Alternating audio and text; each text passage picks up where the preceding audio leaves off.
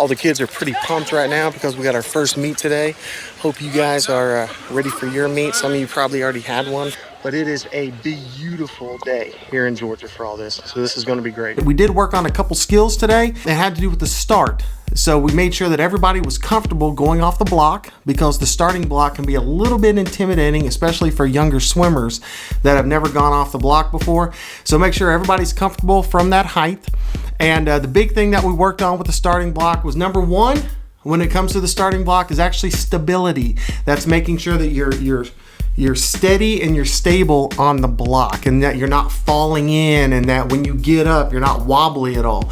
I'm sitting here with the coaches. There you go. Getting ready for our first meet. What do you think our chances are? Well, I think we're going to do pretty well. I think the diving is going to be one of our strong suits. Turns, we need to work on that. Are you recording this? She is, isn't she? Turns are going to be something we need to work on, but other than that, I think we're going to do pretty well. You know that's right. You got to have input. What do you got? Yes. Just yes? Yes. All right. She's not camera. There it is. We're going to find out tonight. Important thing with the starting block is making sure that your toes are actually curled over the edge, the front edge of the starting block. And that's real important, especially for developing swimmers. If you're not careful when it comes to stability, when you step up, a lot of times, especially with a little bit of the excitement that's going on because you're about to swim in a race, a lot of times the swimmers will be, kind of wobbly on the block. So we get them stable, make sure their toes are curled, and make sure that they're standing tall on the block. All right, and if you're not really stable, then sometimes you can get up there and, you may fall in when they say take your mark, or you could possibly, when they say take your mark, set, and then go, you hear the buzzer, that goes off. A lot of times the kids will already have a forward lean going on, and when they have that forward lean, they'll actually kind of fall into the water. All right, I'm here with Sam, and Sam actually swam for me 2 or 3 years ago, set some county records. Now he's an official, which is awesome. All right, here with Chris, getting ready for our first swim meet. You guys can see that right there. What did the blonde do when she found out that most accidents happen within a mile of home?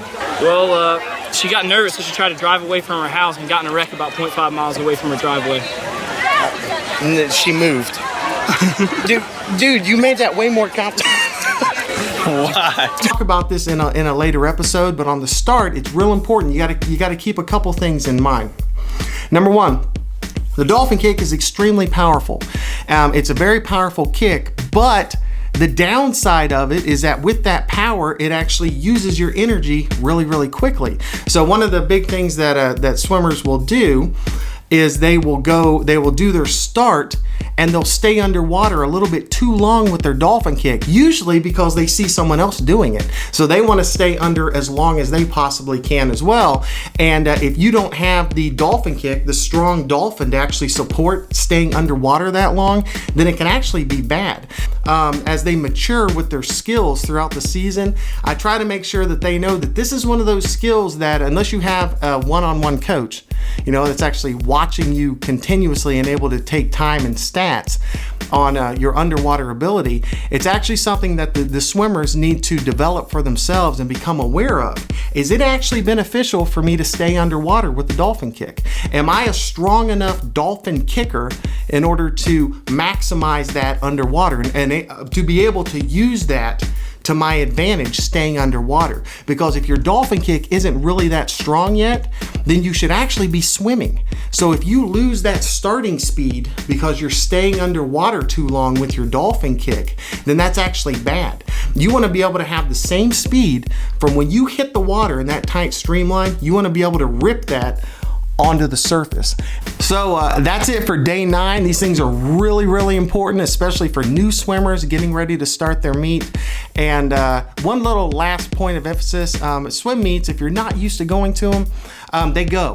They don't pause, they don't stop, they don't take breaks if you're not at your race. So that's something that can catch some swimmers off guard, is that maybe they're listening, to their music, or they're off playing with a duck or something, if there's a pond nearby, something like that, and their race comes up and they end up missing it, you know, and then, you know, it upsets some people. So hope you guys have fun at your first meet. I know most of you probably are, you know, you've had your first meet or you're getting ready to have your first meet.